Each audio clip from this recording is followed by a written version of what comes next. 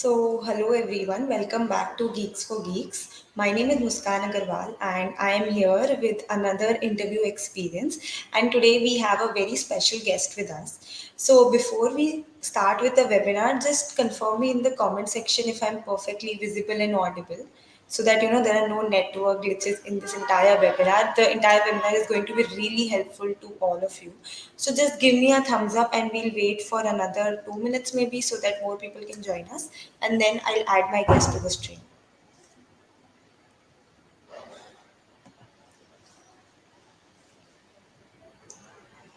Yeah, hello everyone.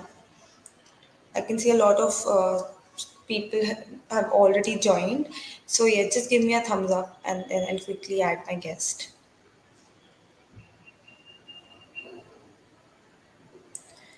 Cool. Everything okay? Fine. I'll add Surya to the stream. Hello Surya, how are you doing? Yeah, hi everyone. Yeah, I'm doing great. How are you? Yeah, I'm doing great as well. So I can see people are already very excited in the comment section. So before I get started with the webinar, I know that most of the people will already know you because of the amazing work that you're doing. But still, for those of you who do not know you, can you give us a brief introduction about yourself? Yeah. Hi, I am Surya Pratap, and I am a creator at TechDose. So I had started creating videos in 2017 while I was still in college, in my masters, and then I joined Samsung Bangalore in 2019, and I did 2 years on embedded system. After that, I was a full timer at TechDose, and I'm currently the instructor there for the live classes. And apart from that, I like to create videos and do one-on-one sessions and all. So I have been doing that full time in from the last 1 year. And now in March I have joined Google. I got an opportunity to actually appear for the interview, so I took it and appeared for the interview, and that's how I joined Google. And I am just going through some training, and soon I will be starting up my work. Yeah. Yes, that is really great. Also, definitely check out his videos. They're really helpful. Like that was my go-to channel when I used to, solve the essay questions. And whenever I used to get stuck anywhere, I was like, okay, I used to see your videos and definitely check out the YouTube channel. So my next thing would be, can you tell us a bit about your coding journey? Like, how did you come across coding, or like, was it from school days, or did you come across it afterwards? Tell us a bit about your coding journey, basically. Yeah. So for my journey part, actually, I liked about technology when I was still in school, when I didn't know anything, like right from the very beginning, like from class 1 or 2. I didn't know how to become a computer engineer, and I ended up becoming a metallurgical and mechanical engineer. So I never knew what to do. I didn't have any idea about what I was doing. And after that, like once I was into my btech. I did my btech and passed out in 2016. And after that, I decided that I will have to change my department to computer science, which was not allowed in India. Actually, if you see, most of the colleges will not allow you to do that. Suddenly, I found a college after going through hundreds of brochure. I found one college where it was allowed, provided if I can clear the rounds of interview. So I did that, and I got masters in computer science, the software engineering, Okay. to be exact. So that is how I actually went into the software engineering. I wanted to do coding, but I never started it until my I started my masters. So it was only in 2016 to 17 when I actually got started. And when I started, actually I was adding two numbers, finding maximum and all these things. So it was pretty basic, pretty simple. uh, and then I started, hearing about code chef and stuff, and I started doing it, but I couldn't solve any question, that only one or two questions at max. So suddenly I found that the schedule of interviews are coming in the 4 to 5 months, and that's how I actually left comparative programming, which I never started.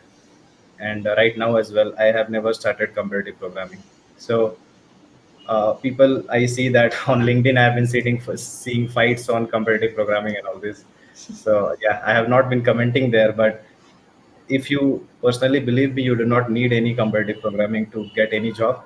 And if you like it, if you want to develop your skills, if you want to develop your thinking ability, want to challenge yourself, want to develop in various tools on and mathematical tools, how to code and how to think, you can go with comparative programming. Very good. You will be pretty good in coding as well. But if you are someone who is just concerned about getting a good job, and then as soon as you get a job, I don't care too much about coding. I will care more about the technology part, the development part. And once I want to switch, then again I will switch back to the coding, do some practice, and again get a good job. If you are that kind of a person, then actually I would not recommend you to do competitive programming. Right. So I never did it. So I my first journey when I started was with Geeks for Geeks. In 2017, it was a very small website back then with a very handful of questions. So I could complete it in like 6 to 7 months. Um, right now it is pretty big, so you cannot complete it even if you have the entire time. You have to handle Yes. the problems yourself. So yeah, I mean, Geeks for Geeks was the go-to website for those preparing for interview right from the very beginning, because there was no such Right. website. And there was another website, Interview Bit, but their test cases were not good enough. So I guess right now it is Geeks for Geeks or Lead Code. Yeah. Right. Also, I 100% agree with your point that competitive programming can definitely help you, but it is not like if you not do competitive programming, you will not get selected in any company. Like, even Yeah. I tried to do competitive programming like in my first year and second year, but then I understood that it is something that does not interest me, and I left it eventually because I see a lot of first years, they're like treating it as something mandatory, like they have to do competitive programming no matter if they find it interesting or not, they have to do it. I see some of my freshers asking, can we finish competitive programming in 1 month? I'm like, you cannot finish it in like 1 or 2 months, it's a continuous process. Yeah. Right. Yes. Yeah. Then talking about the interview rounds at Google that this webinar is all about. So can you tell how many interview rounds did you go through and a brief about each and every round? Yeah. So people who had appeared in my time actually went through 5 DSA rounds, to be frank. And the first one was actually named as a telephonic round, but it was also a face-to-face round where you will get a question and you will be judged if you are good enough to actually spend time and actually go through the all the rounds. Should they schedule? So that is like a screening round face to face of 45 to 45 minutes to 1 hour, where you will get a question or maybe more than one question. Generally, you get one or two questions. If you get one question, you get more follow-up questions on that. And yeah, it is just like a discussion. So you just discuss whatever you know and whatever feasible things you can do, and the interviewer will judge. Obviously, you will have to write a clean code, modular code, and all these things are applicable in all the rounds. And apart from Right. that, the first round, and then you get the result that do they want to actually proceed with you, do they find potential in you. If they feel that you can do it, so they will schedule all the possible rounds. So I was scheduled with another 4 rounds of DSA, followed by one round of googliness, which is basically like an HR round. And after that, your case will be submitted to the hiring committee, where the committee will decide about if they want to hire you depending on the feedback on all the rounds, and if you have worked on your negative points. So every round will have some negative points about you, and if you did something negative, you should not repeat it basically in the next in the upcoming rounds. If you are repeating it, you will get rejected. If you are not repeating it and did not do blunders, then actually you will get selected. So that is Right. what they look. And once you get selected, then you will be attending the fit calls with the different team managers. And if the manager likes you and you likes the manager, then that is how a match happens and you get hired. So that is the overview of the process. But currently speaking, right now they have reduced the number of rounds since they are trying to hire more people. So you will face only 3 rounds of DSA right now. Right. So right now it is the time to move if you want. Yeah.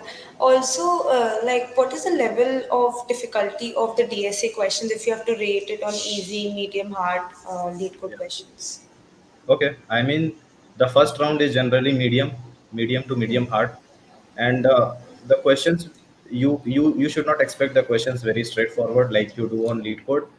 So what they do is they will possibly take a lead code question, scramble it up in such a way, and maybe give some more intuition into it, so that it will seem like a different problem, but then it is your first responsibility is whenever you see a question, can you Right. relate it to some question which you have already done? Possibly you must have done it, most people have done it, but can you convert that question to the other one? That is the most important question. I think many people just under pressure they are not able to do it, and some people are not able to get that intuition of how to convert the given question to something which you had already done, and that is where Right. their problem comes. Some people also get their issues when they actually do not remember the implementation, and so they are not too confident that if I know the algorithm name, can you write the entire clean code? So many people just fail in I mean in that part of the round. So I think I mean it is not very difficult, but still I would say that you can expect medium hard, and once you proceed to the second half of the month, you can expect harder questions. If you get a medium question, you will get a harder follow up for the medium question. That is how they actually do it. So one question may be followed up by 4 or 5 follow-up questions, and you should be ready in your mind while even solving the question. You should be ready on. You should think about what follow-up question they might ask, and you should prepare even while answering the current question at hand, so that you get some time. And obviously, you should not stop and start thinking about what is the answer for this. I mean, this is not allowed. Yes. I 100% agree. Like, I gave an interview recently, so that was a very simple linked list question, but the interviewer gave me like 10 to 15 lines question, and I had to figure out that I simply have to reverse the linked list. But Yep. yeah, so that figuring out took me 15 minutes. Solving the question took me 2 minutes, but figuring out that I had to do this thing and the logic, exact logic, took me a lot more time. So yes, definitely. I think that is what the interviewers are looking for. That are we able to relate to the question that we have already solved, as you told. Yeah. Yes. Also, I have seen that writing a code in an interview is very different to what we do in what we solve on Lead Code or Code Forces or any other platform, right? Because many a times students are able to solve the question, but they're not able to write clean code or what the interviewer actually expects. So, what Yeah. will be your suggestions? Like, how should we write the code in an interview? Yeah. Okay. I think writing the code in an interview is all about keeping notes. So, I mean, I never practiced writing on a notepad, but I just wrote it in the interview directly. Even you don't need to prepare writing on a notepad, because I don't feel like writing anything on a notepad, to be frank. So Right. if you are prepared, you know the answer. Obviously, they are not going to run the code, but since they have prepared the question themselves and they are going to ask the same question, they remember the entire answer flow. They know all the things. They know all the edge cases. So even if they don't run it, they will catch you if you miss any case. So Right. it is not like you will get some escape route or something. But obviously, on the syntax part of it, you might get an escape route. They will not force you too much into syntax, like why have you written print and why not see out or something. I mean, you can get away with that because you can just Google it out and see. But when it comes to the actual logic part, you have to write it clearly, and you have to handle all the cases. So they just, I mean, there are multiple things they look while you are doing an interview. The first thing is what is your behavior. The first thing is how you actually behave, how you present yourself. The second thing is how confident you are. Confidence actually comes with your own preparation. If you are prepared with all the topics, if you see that you can solve the question, then you will be more confident. And with confidence, you will be actually able to convey your ideas more clearly. If you are not confident, then actually, just for the sake of speaking out, you will speak out anything, and that will confuse the interviewer. And that will actually go against you, because they will give you a rating something like this guy is not good in communication, even though he speaks English, but he is not good in making others understand about what he is thinking. So you did not answer the question, as well as you get a negative review in actually communication part. That should not happen. Communication is even more important than writing a code. So Right. if you cannot communicate, you cannot work in a team, and so you are not required in the software industry. Communication is more important than your coding skills. So first importance is your communication. Second thing is in coding, there are many things which you would want to improve actually. The first thing would be how cleanly you write the code, how less complex you write the code. It doesn't matter. I mean, in the interview, it matters about the most optimal solution, but they don't actually bother about such a complex algorithm which actually you do not solve for interviews but only for competitive programming. They don't expect that, and they are also not expecting anything uh, which others don't know, right? You must be knowing the solutions, you must be knowing everything others also know, but it is all about how cleanly you write, how less ambiguously you write, how modular you write, how well you take the Right. variables name, do you follow the camel case and all those conventions, and whatever makes the code more readable, right? So Right. code with a higher complexity and more readability is more preferred in industry rather than a faster code with no readability at all. So I Right. mean, all these points are taken care. Even if, I mean, many of my students have cleared all the questions but still they do not get selected because they just clear the question, they just pass the question fastest way, okay, done. But still their code is not readable. They take temp as the as a variable name. I think we are used to taking temp or t or whatever, save and next Right. whatever it is. We should not do all these things. Obviously, while practicing as well, I mean, I would recommend you to actually take meaningful variable names when the interview is closed. And competitive programmers actually do not actually put so much attention into it because of the time constraint. They want to take the smallest variable name so that they can write the code faster. So I mean, that is somehow going against the software norms, software development Right. norms. So yeah, I would recommend these things to be done in Yes, an interview. because eventually we have to work in a team. Like our code has to be like readable so that our team members can also understand. I think that is the whole point, like what the Yeah. interviewer is looking for, Yeah, so right? so an interviewer will actually not hire a genius person who just works alone, because no project can be done alone. So even if you're Alone, a right, genius, right. you cannot get hired. But if you are a good team worker, not a genius, just a normal person, you will get hired for sure. Yes, definitely. So one of my friend I was talking, so she just told me that she used IJK in the interview, and obviously she did not get selected. So yeah, these are small little things that interviewer these actually have points as well. I guess like Yeah, while the interviewer is marking you, so yeah, just make sure you do not make these mistakes and take proper variable names. yeah, Yes. yeah, So the next very important thing is resume. I think resume is something that reaches to the company before even we are able to reach to the interviewer. So yeah. what will be your tips for resume? Like how can we make our resume in such a way that it stands out from the rest of the resumes that are already there? Yeah. So actually, when the recruiter, I mean, the best possible way to actually get an interview at Google will be if the recruiter reaches out to you. You not taking any referral, but the recruiter actually reaches out to you. Then you can be 100% sure that your interview will happen. Now, how can a recruiter open your profile and get interested into that? So the first thing is, what work have you done? Okay, what work have you done? So the first thing which attract them the most is, have I mean, do you have the same background of work of whatever they are looking for? So if they are looking for backend, do you know anything about backend?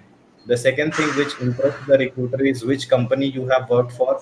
So if you have worked for good companies, even though your profile is not matching, still they will reach out to you. The third thing is what college you have passed out from. If you have passed out from a good college, then no matter where you work, actually recruiters might reach out to you. Then there are several other factors of, I mean, how much active you are, and I mean, how well you have done, how much faith they actually think the community have in you. So all these things combined, the most important thing is actually what companies you have worked for. I feel Right. like this is the most important thing. Again, it Google always I mean, works on diversity. Even if you are not from a computer science background, they will hire you. Not like the other companies which might actually be skeptical. So they are going to hire you if you do well in the interview. It is just about getting the interview call, and the resume should actually be clean. You don't have to fake your resume. You don't have to fake that. You might have heard somewhere that backend openings are more in Google, so I will write my resume in such a way that it will show. that I know backend, right? So I mean, it doesn't make sense. I mean, you might have, like, I have worked on embedded systems, very less opening in Google, and I have been hired in the search team, which is like totally disjoint from the from the work which I have done. No, I mean, nothing in common. So Right. even if you have done that, I mean, one of my colleague is actually from a finance background, not even an engineer. He is also hired. So if you have done in well in their interview, you are hired. That's it. Right. So just write whatever you know in the resume. I've seen a lot of students just Yeah, I mean, write yeah. everything in the resume. Like even And if they don't make know the like resume too complex. I mean, people should see the resume and they should understand, make out what you actually want to say. So people just right. write so dense resume and use two columns. If you can do it in one column, just do it in one column. Don't make two columns and fill up everything, all the Right. possible details. Don't give so much detail that just by looking at it, it looks like he has to put a lot of effort in reading that resume, right? So it should Right. be effortless. Reading your resume should be effortless, and it should only contain the most relevant things you want to showcase. Because even if you have done 10 projects, nobody cares about it. Just write the top two or top three. So I personally prefer to make a single column. I have made my resume just a single column, very, very short resume, even if it was, I mean, I shortlisted it in such a way that it even one page was not filling. And I have seen my students filling up multiple pages and making it so Multiple. dense. So, I mean, Yes.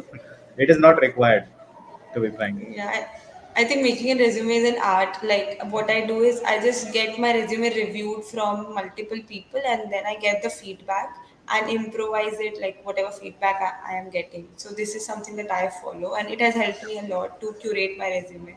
So yes, maybe you guys can also do the same. Like get your resumes reviewed from people who are already working in the company or like your seniors or someone. Yeah. Right. Yeah. Yes. Then we were talking about projects. So many students are confused like what project should they work on? Should they work on one complex project or like three simpler projects? So what will be your suggestion? Like what kind of project should can students work on? I would say that I mean, any project is fine. I would not suggest you to actually do very complex projects. Whatever interests you, you should just do that. If you are not interested in something and somebody is saying that this is more in demand, you should not actually do that because you never know that the work you do will never be aligned to whatever you have done. You should be Right. sure about it because very few people are there who will actually get the same work what they have done previously. The domain keeps on shifting, keeps on changing, and software industry is also very volatile. And Google is also very volatile in terms of technology. They keep on changing all the documentation, everything keeps on changing, the tools as well. So you will have to constantly keep learning. They also know that, and their company is not static at all. It is very dynamic and keeps on changing every day. So they would like to hire such kind of people who have shown that you can actually jump from this domain to the other domain and have done well. So if you are ready for a change, then only it is a plus point for you. You should not say Right. that I have done this, so I will just get into the same department. Because I Right. mean, even if you want that, you should keep it inside you. When you actually clear the interview and when you get the fit calls with the manager, then you select that team. But until then, you should not speak about it. Once you speak about Yes. it, it shows that you are not open to change. And so, Yes. according to requirement, you might not change and you might leave or you might not do well. So they will not hire you for that. Definitely. Also, like, is there any referral system in Google? Like, can employees refer other students for in Google? Yeah. So definitely, everyone working at Google can refer people both for internship and for full time. Full time openings are a lot as compared to internship. Internship doesn't have too many openings, and generally for Right. internship they like to hire from a tier one college. But for job, they do not see any college. They do not have any college preference for job. They will just see your CV profile and will actually give you a call if you are good enough and matching with the profile which you have applied. So Right. actually, you can take a referral from any employee, and once they refer you for a job, then you have three options. Currently, you have three chances, three job IDs you can apply. different independent job IDs, independent country. It doesn't have to be India all the time. And just for your knowledge, I will say that even if you apply in any country, all the interview levels are same. So it is not like you apply in Switzerland or Germany, it is a different, I mean, it will be harder than India. I mean, it is not like that everywhere it is the same. They follow a standard, Yes. difficulty standard, which is, if you see lead code and have given lead code contest, then I would mark it as 6 marks question are the most frequent ones. You have 7 marks Okay. question as well, which you should generally not expect. But the 6 marks in harder version, there are two hard questions. One is too hard and another one is just hard. So you should focus on the hard questions and the medium questions. That is Okay. where you focus. Yeah. Fine. Also, coming to the don'ts in an interview, can you tell like any three things that students should not do while they're appearing for a Google interview or any interview in general? Yeah. So the most, I mean, I have also taken multiple interviews, and what people keep repeating is, if they do not know, they just start speaking anything. I mean, if they are not sure about something, they start speaking anything, which even they don't remember what they are saying. Right. And some people just try to confuse the interviewer, and that has actually two negative points. Obviously the interviewer is not a fool, so he will know that you do not know the answer or you do not know the question. If you did not either understand the question, and if you did, then you do not know the answer. So first thing is, you do not know the answer. Even if you fake it, you speak it, they will know that you don't know it. And the second thing is, if you speak trash and try to fool the interviewer or try to speak anything garbage, then it will also be pointed out that you are not good at actually communication skill. That maybe you want to explain me something but you are not able to explain. That may also be the Right. second negative point. Third negative point is, you are not accepting your fault, and that is actually not tolerated at Google. So if you are at fault, you should accept it. If you are not sure, you should say, I'm not sure, but I would recommend doing this or that. It is fine, you won't get a negative mark. Getting zero is better than getting a negative marks. Getting So negative. Yes. get a zero, don't get a negative mark. This is one thing. Second thing is, even if you know the answer, you should not be too hasty into implementation. You should properly lay out the you should properly discuss your idea with the interviewer. If he feels that it is a good enough solution, he will ask you to actually implement it. Don't just go ahead and implement. And while implementing, line by line, you should speak about what you are doing and why did you do a certain step. It will always give you a positive impact, that you have the complete understanding and the complete control of your code. Because some people just learn it, that let's say some algorithm is implemented in this particular way, but they don't know why. So if you Yeah. keep explaining line by line, then the interviewer will know that you have complete control of what you are doing and what you are saying. This is one more thing. Another thing is, again, your code quality.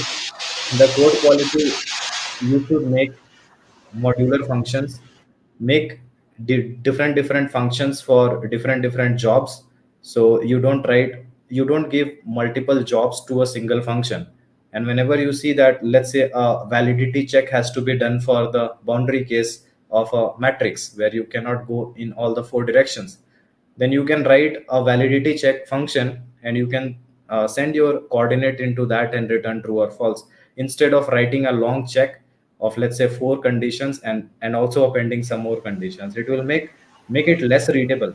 So try to make the code more Yes. readable, and try to make it more modular, and try to use the camel case convention, and try to write the most optimal solution whatever you know.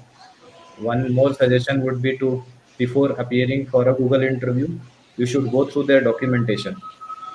So their documentation, whatever the recruiter shares with you, actually says that Google is actually a search business. It is a business, and search, whatever search engines do are, they care about the fastest possible solution. They should have minimum latency. So there, I mean, they also want their employees to be the fastest one and to write the fastest possible code. So Google Right. interview is a little different than, let's say, Amazon interview, because in Amazon you would start from a brute force and keep building a solution up. In Google you give the best solution you know, so you don't have to build it in a brute force way, and even their documentation shows that. So this we need to keep these things in mind. And if you are confused about anything, you can always talk to the recruiter, because they also want you to get hired, because they have their own incentive in that, right? Right. Yeah. Yes, I hope everyone who is watching this may please keep note of all these points. I think these are very valuable points. And the last point that you mentioned about the brute force approach and the most optimized approach, I think it is very important. And it is very company specific. So definitely, keep that in mind when you're appearing for a Google interview. Yeah, Yes. I think. Then now there are so many questions in the comment section. I'd like to take like as many questions as I can. Yeah, sure.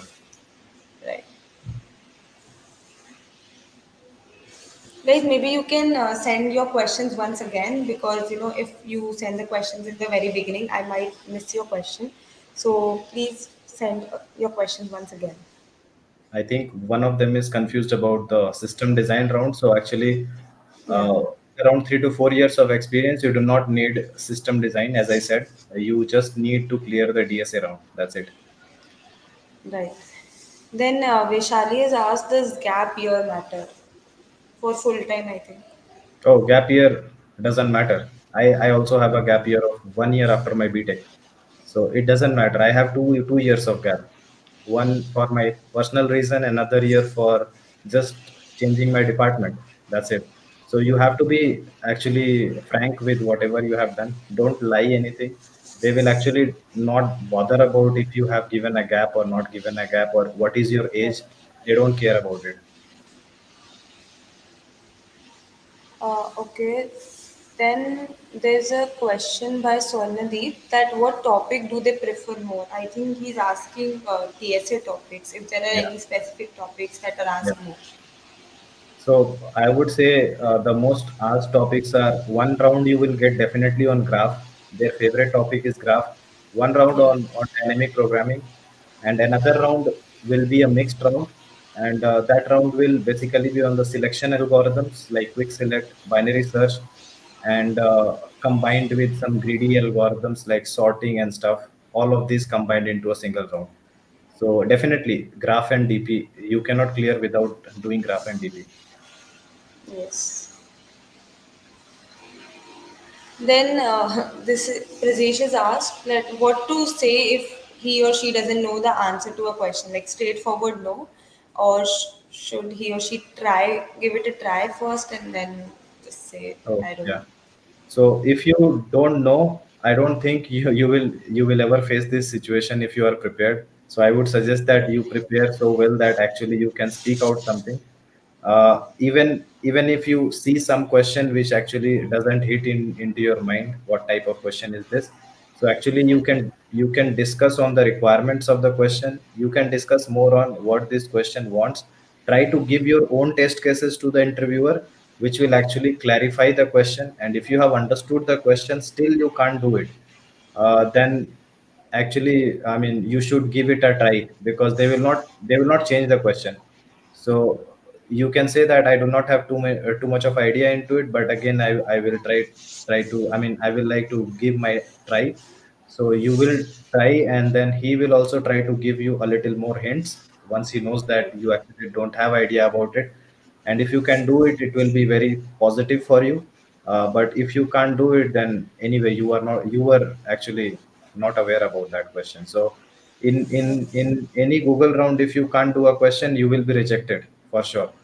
So you have to do the questions. Even people doing all the questions are rejected. So you can't expect that in any round, if I don't give an answer, and do I have a chance or no, you will not have a chance there for sure. No, yeah, it is very competitive. So try Yeah. to answer as like all the questions, as many like. Yeah, so because they have so many interview schedules, almost everyone tries to apply for Google. So many referrals are there, but still so less people are hired. So competi competition wise, you have to be on the top. Yes, definitely. Then Tejas has asked that how do you motivate yourself when the code doesn't work? Like not with point of interview, I think in general. Okay. I think when the code doesn't work, I mean, I personally do not need any motivation, because uh, I mean, I like to do it, that's it. So if you don't like to do it, then you need a motivation for it. So people who don't actually care about coding, their motivation should be what is their target, why are they doing this coding for the interview, right? So everyone has a different motivation. My motivation is like, I just like it. That's how I keep myself motivated. Like, it is just a refresher for me, not a headache, actually. So if you find it to be a headache, then you can think about why I'm coding, and that will give you some Right. motivation. Right. Also, I think looking at the solutions is not a bad thing. Like initially I used to think that if I'm looking at YouTube tutorial, or I'm looking at the solutions or the lead code discuss section, then it is not right, and I used to waste a lot of time just thinking about the question. But I think you can, always follow some videos or look at the discuss section if you're not able to solve a question after some time. Yeah, I mean, that is very subjective to how much time you actually have at in hand. So somebody Right. in college can spend more time into the thinking part, but somebody who is working actually cannot give so much of time. Only half an hour should be enough, and don't spend more than that time. Or if you have an interview at hand, if the campus hiring is going on, you cannot hope to actually spend too much time. But if you are in a first or second year, you should actually not directly jump to the solution, but you can spend some more time. So it is a very subjective thing depending on how much time you have in hand. You have enough, right? Yes. So Sumit has asked that he's from a non-CSE background. How should he prepare for companies like Google? Okay, so even if he is from, I mean, the everything, the process remains the same. I mean, they don't care about your background.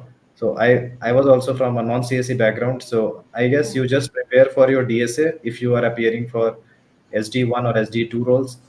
After that, I mean, design is required, but Google just focuses on the code. So if you are well prepared with your coding part, I think once you, once your CV is picked up or you have got a referral, then I think you will have to just clear up their DSA round.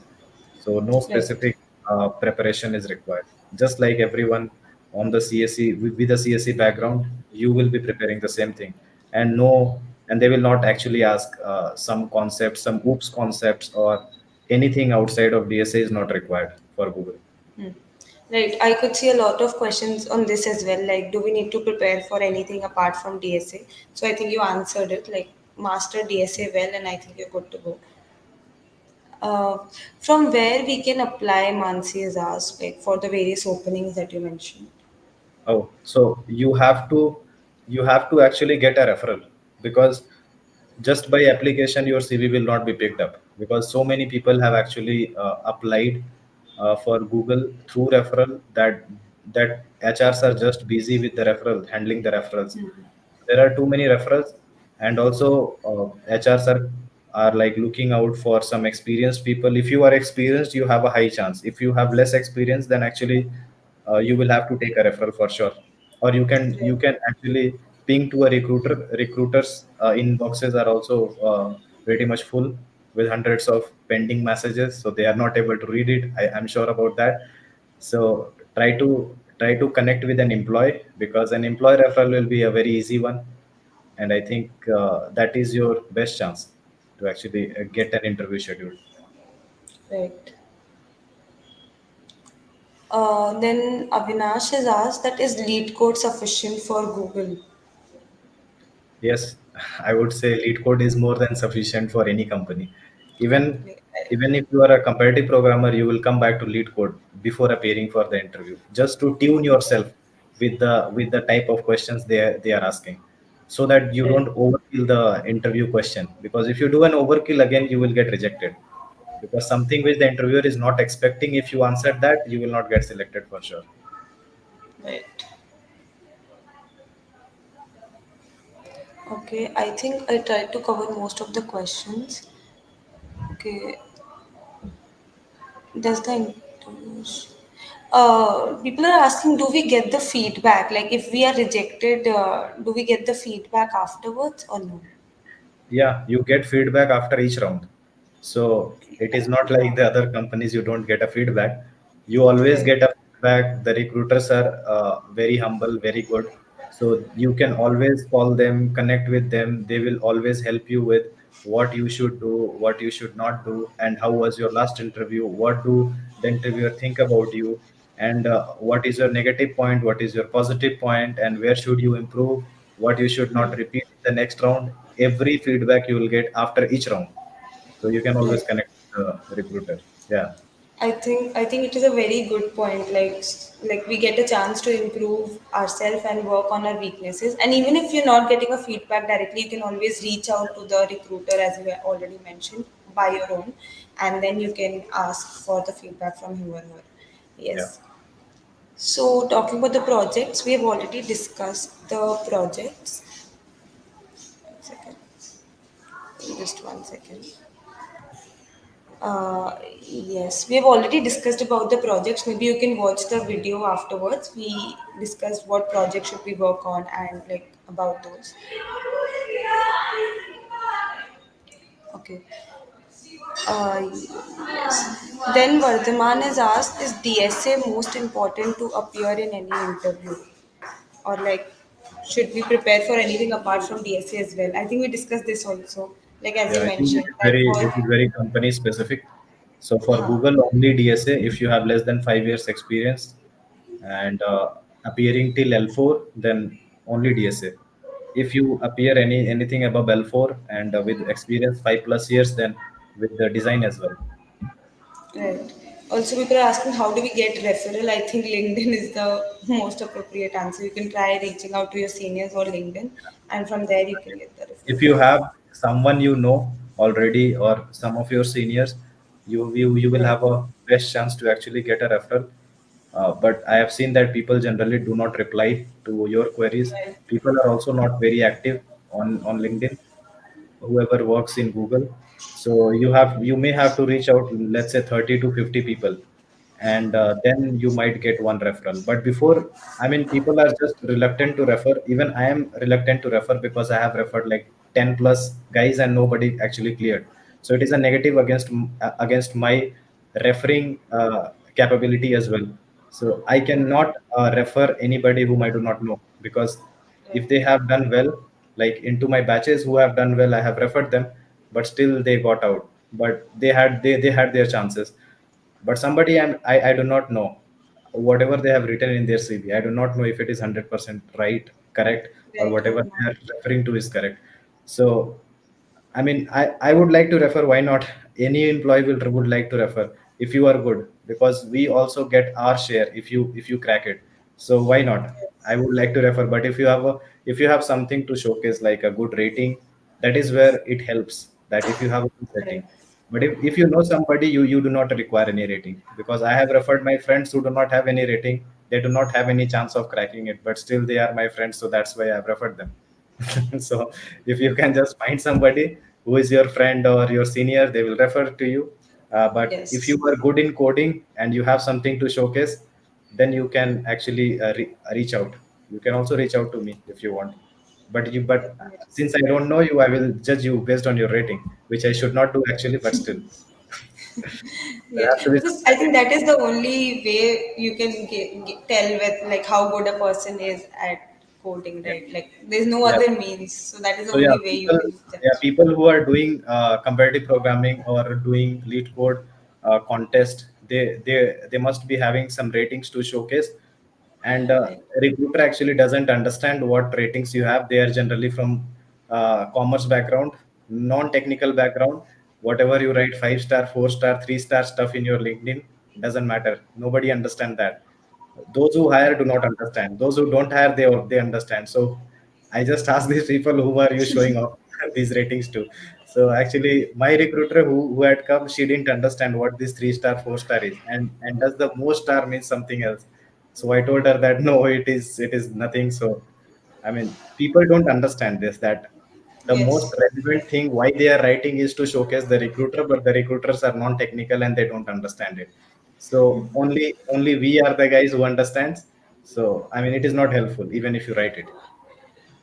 So right. this is helpful to get a referral from somebody you do not know and he doesn't know you. Like I don't know you, so I will judge you based on your ratings or something. I mean, that is the only criteria which I can do, right? I mean, it is not a correct criteria actually. People do not have any ratings till they are selected. Even I am Right. selected without having any rating. But still, I mean, it is the only criteria.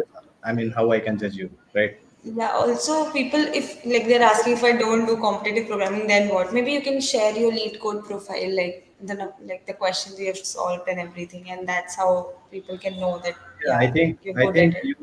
you actually do not need to do anything apart from lead code. So I will suggest that you, if you have a premium account, you just solve the most frequent question. If you do not have the premium account, you solve the last 50 questions from all the companies, like the top 10 companies, and you will end up doing like 300 to 400 questions. That is more than enough. Apart from that, you just keep doing every bi-weekly and weekly test, and try to solve maximum of three questions. Even the fourth question is not required to be done, and this is how you can crack any company. Nothing else is Right. required. So I don't see. I mean, it is not a big deal to actually crack any company. So you should be actually consistent for like 3 to 4 months. That is the only consistency you require. That is what I keep telling people, that you should not get demotivated. If you are consistent, solve 2 to 3 questions every day. That is good enough. For just 3 to 4 months consistency, you will see that you have solved around 250 problems, and Right. that is good. So one of my friend on LinkedIn, you will see him as Saurav, and he is also in Google L4. He has solved total of 188 lead code questions, only 188 in his life, and he also got selected because I told him that you just need to do these many questions. You don't need to do 1,000 questions, right? So, Right. and even one of my friend, 1,000 plus questions got rejected in the screening round. So it doesn't make sense to actually do a lot of question, but to be aware about the recent trends and actually keep in touch, right? So take Definitely. a small target, try to give up on your luxuries for some time, try to work for 2 3 months, and then once you are good enough, you can keep up that pace of practicing like 1 or 2 question every day. Once you are good enough, and then you can like start appearing for the interviews. So I will suggest Definitely. a I few. think consistency is the key to Yeah. getting selected. Consistency is the key, and actually, people cannot give up on their luxuries for too long. People think that I will prepare for 6 months, I will prepare for 1 year, but actually, when you start preparing, you will feel the pain, and when you start thinking in your head that this pain has to last for 6 months or 1 year, then that is where you get demotivated and actually you cannot do anything. So I will say that once if you are giving up on your luxuries, then actually you cannot give it up for a long time. So you should always take a short target of completing something. So I think for cracking any interview, you do not need more than 3 months. So I mean, yeah, 3 months is something which where you can like not watch Netflix, not go on tours. I mean, don't spend too much time with your friends, and still you will be kind of okay in 3 months. But if you extend it beyond 3 months, you will get restless and you will feel that just get it done somehow. I just want to get rid of this in, I mean, preparation part. That is where it hits, right? Yes, like being consistent is, I know, like I tried to be consistent for 2 to 3 months while I was preparing for my company. So Yeah. yeah, I know the pain. It's Yeah, really you cannot be painful. consistent for a year. You can be consistent for 3 months. So Three that is what months, I yes. keep telling everyone. Very few people actually are able to do and be consistent. Even if you talk about solving one question per day, being consistent for 1 year is extremely difficult. But Right. if I tell you that you do 3 to 4 questions per day, 3 questions per day, and for 3 months you do the same number of questions and you will be consistent. It will be less painful than doing one question every day for 1 year. For 1 year, yes, definitely. So guys, try to be as consistent as possible, and like not just for 1 week, but for at least 2 to 3 months, and then definitely I think you can crack any company that you want, right? So we have covered, I think, most of the questions that were there. So now, lastly, I would like to thank you for coming to Geeks for Geeks and sharing about your experience. I hope it helps a lot of students who are, planning to give interview in companies. Thank you so much. Yeah, and I would also like to ask people. I mean, I can refer some of you guys who have good rating actually, so they can actually come and share their profile onto my LinkedIn message. Possibly I might pick some of you and refer you guys as well. If you have good Yes. rating, obviously I will be a critic there. So if you don't have anything to showcase, then I mean I cannot refer actually. But still, if you have, Yes. if you know, if you are very good in DSA and you are actually not finding somebody to refer, then you can always reach out to me either on Yes. WhatsApp We'll definitely. or on LinkedIn, anywhere, or even on Yeah. Instagram. I'm active everywhere. We'll put the link to your social media handles, everything in the description box Yeah, below in case you guys want to reach out. yeah. Yes. So thank you so much. With this, we can end the webinar. Thank you once again. Okay, yeah. Thank you, Muskan, for having me. Thank you. Yeah, Bye. yeah. Thank you. Thank you. Bye. Yes, lastly, thank you guys for joining. I could see that there were around 140 to 150 people consistently from the start of the webinar. So, thank you so much for joining. And as I already mentioned, I will put the link to his social media handles in the description box below. You guys can reach out to him and ask any other questions if we missed out in the webinar. Thank you.